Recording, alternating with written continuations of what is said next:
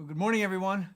Welcome to our broadcast this morning. I hope everyone had a great weekend, and we're just excited about everything that the Lord is doing. God is so faithful in just being with us and strengthening us, encouraging us.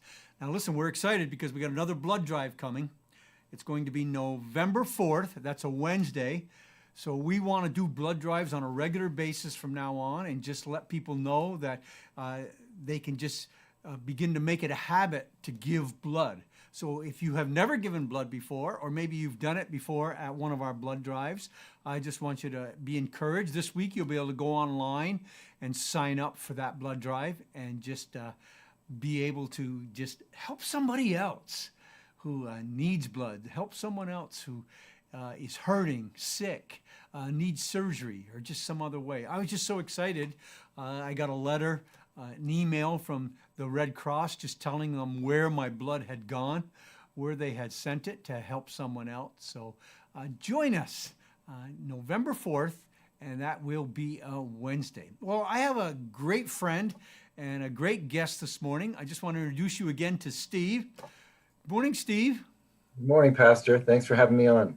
It's good to have you on. And we had Steve on before. And Steve, maybe you can just remind people of who you are and what it is that you do.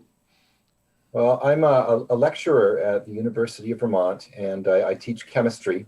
So every day I'm up here, even in the age of COVID, lecturing to mostly nursing students about chemistry and general chemistry and organic chemistry. And now that we're in the age of COVID, it's sort of a mixed teaching modality.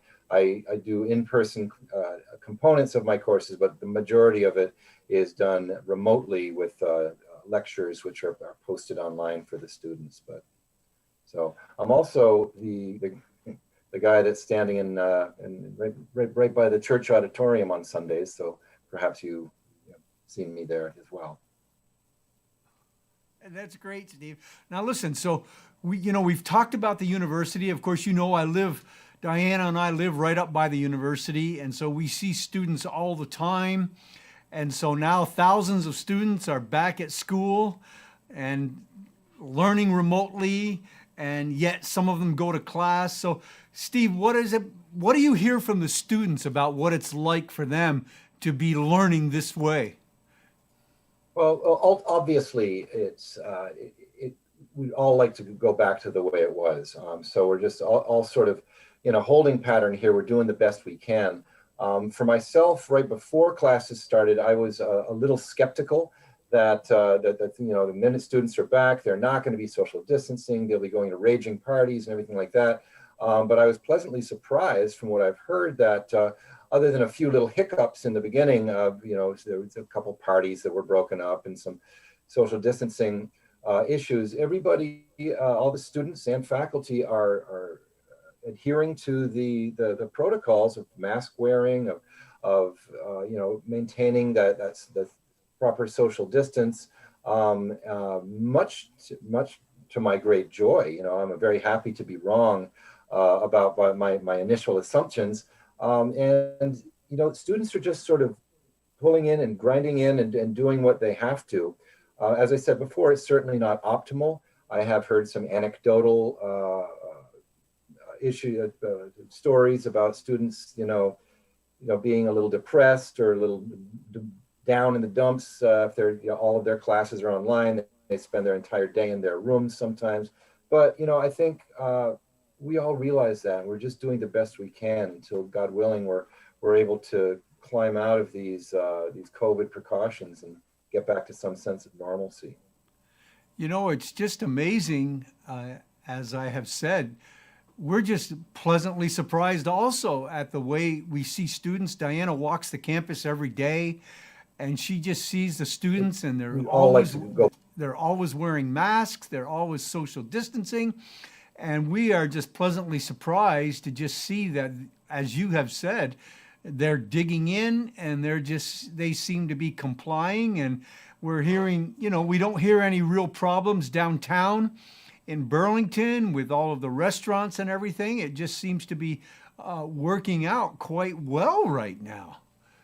right. It definitely is. And, you know, we're all in this together. I was actually talking to one of my students from last year. She came by and we talked a little bit. And I was asking her, it's like, well, because she's from California, she's paying out of state tuition, and I was asking her, it's like, well, if since this is your college experience, did you ever consider that you wanted to take a break or something until maybe things get back to normal and then reevaluate school? And she was like, no, look, I'm in the nursing school. I want to get through this in any way. I want to become a nurse. I want to help people. So, it's not optimal. So, but I really respected that, okay, if she looks back on her college experience, it might not be the optimal one, but she was very selfless in saying that, I want to get my nursing degree. I want to start working to help people. And that was nice. That was nice to hear. That is really awesome. Now, what has it been like for you as a teacher to one be teaching online again, and then doing in-person classes? It's hard. I'm not going to sugarcoat it. I am considered, my job description is a lecturer. I'm not a professor. And a professor, has other sorts of things like research and that sort of thing. My primary job description is teaching students, and it's a great love of mine. That interaction with them, answering questions, talking to them, having them come by my office. Most of that now it's really minimized, with the social distancing and the online aspect. So it's difficult. I had the option of just doing my class completely remotely and just, never coming into work, just putting my 2 lectures online, just watch the lectures and that's the information. But I chose to have an extra in-person component for the students. Maybe it's a little selfish of me, but I think it's necessary. I've gotten some good feedback from students to say, well, this is my only in-person class for the day. Otherwise, I'm just sitting in my dorm room all day. So I think I made the right decision on that. I think they deserve it. They to offer them at least some modicum of in-person, of normal college experience. Now, Steve, what is it like to lecture with a mask on? Yeah, that's that's a trip. I lecture in this huge lecture hall it has a capacity normally of 290 people, but they cut it down to 57 capacity because the students have to sit like 3 chairs apart and social distance and that sort of thing. Normally, I don't mic up when I teach in those rooms because I like to bellow out the material. That's a little challenging wearing a mask. Sometimes I still won't mic up. I'm stubborn that way. So I just bellow out to the room. But when you have a mask on, I always forget that you got to take that breath back in afterwards. And sometimes that's a little difficult. And I feel like I'm going hypoxic and I need some oxygen. But the students just sort of chuckle at that, because I'm sort of gasping and in between sentences. But that's okay. I've learned how to deal with that. So it is something very different, though. I never thought I'd see myself doing it. Well, I don't know what I would do if I had to preach with a with a Right. mask on. I don't. I think that'd be pretty tough. Now, Steve, what do you hear from other professors and teachers around the campus about, how they're coping and how they're feeling about everything that's going on? Honestly, there is a feeling of malaise with the professors. I think they've sort of not in a huge sense, but I think they've started to realize that this is the deal, and many of them, as I said before, are fully remote. I'm in my office right now in the Department of Chemistry, and there's only a couple of people here. Normally, it's bustling with staff and faculty and colleagues, and since I'm one of the only ones with an in-person component to my course, I'm one of the only ones up here. So I think the fact that, anecdotally I hear from some, and then also just the fact that they're not here, I think there's sort of a sense of just, the, you know, okay, this is all online now. I'm going to stay home. And that bothers me a little bit, because I Do feel you it's hear any? Do you hear any concerns or fears about another outbreak around the campus yeah. with So anyone? a lot of the time, people sort of fit into two categories. You get, your nervous Nellies on one side, and on the other side, you get people that there's just, we should just reopen it all up. And, I see people going to these two camps. I'm sort of in the middle with that, but, I've heard some of the more nervous types are saying like, oh, well, it's all going to come back and we're all going to get sent home this semester. I don't see why we even started this up. See, I disagree with that. I think we made the right decision to reopen, where the testing, the constant testing of students has really panned out well. We have a historically nationwide low positivity rate for COVID, and it's turned out, in my view, to be really an example for the nation as far as other universities. Wow. So as you said, you're one of our ushers. You're our head usher, and so you've been here every week at church since we've opened up. And you're at the door. You're welcoming and greeting people. And as you know, we've grown some. People are coming back slowly to church, and they're not flocking in. Many are just choosing to watch online. So, as someone who's at the door every week just greeting people, what is your sense about what people are feeling, even when it comes to coming back to church? Well, that's a great question, and from my sense on it is it's overwhelmingly positive. When we first reopened from being 100% remote, everybody who showed up was just very, very excited. Very happy to be there, albeit at lower, obviously lower numbers. And over the weeks, we see some familiar faces come back that didn't come back right in the beginning, but have thought it over and it's like, okay, maybe I'll start coming back. And again, overwhelmingly positive. Oh gosh, I'm so glad to be back. It's so wonderful to be, to be worshiping in person again, which really, really makes it.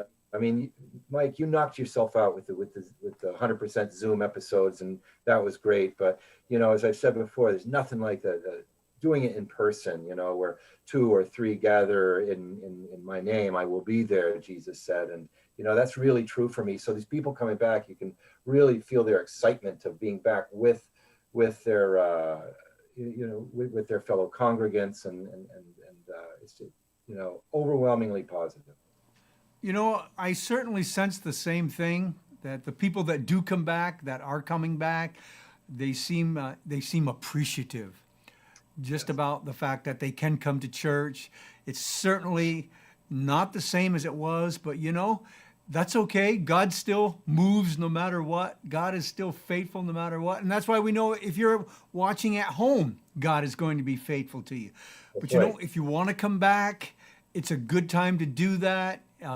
We make it as safe as we possibly can, and people are socially distanced, and people do wear masks until they get to their seats. So far, things are going very well, and I know a number of churches around the area and around the country are still doing the same. Well, Steve, as we kind of wrap down now, maybe when it comes to professors, when it comes to college students, when it comes to church people, maybe just a word of encouragement from you about everything that's going on and what the Lord is doing. Sure. I mean, as far as encouragement, it's exactly like you said. I can only speak from my office here in my place by the door in the auditorium at Vibrant Church. That we're all here to live life, and it's certainly not what we had before. And that can be either a source of depression because we're focused on that, or we can look up and we can and realize that God is on his throne, and Christ has already won the battle. We're just here to be his soldiers and his disciples. So it's very easy to get bogged down in the particulars of things. Oh, I can't stand wearing a mask, and so church isn't what it used to be, and because there's so few people. Loved what you said. You said people are coming back, and there's a sense of appreciation. Well, maybe we took a lot for granted before, and that now we don't take things for granted so much. As we reopen that spigot or open the doors and get more and more people in church, I think back to the days when we used to pack that place, and it's like, oh my goodness, how wonderful it'll be when we eventually get back to that. Amen. Amen. Steve, would you just close us in prayer and just praying Sure. for people and praying for our schools and for our churches? Yeah, I get, Father, I'd like to lift up our community, UVM in particular, our community of South Burlington to you. Please shower your blessings down upon us. Continue to do so. You never stopped. And allow this scourge of COVID to be shown the door so that we can get back to normal, so that we can really appreciate what we had before, Father. I would lift up Pastor Mike and everyone at Vibrant Church. The church itself has been doing so much in the community of South Burlington and Chittenden County for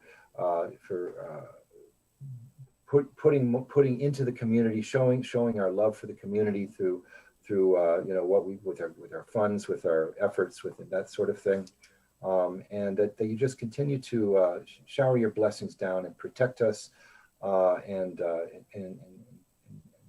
keep us blessed, Father. Steve, thank you so much for joining in with us today. And you just gave some very good information and very good encouragement. Again, everyone, thank you for joining in. Just want to say God bless you. Don't forget our blood drive. It's coming on Wednesday, November 4th. Get online this week and sign up. And I just want to say God bless you, everyone. We love you. And just have a great day.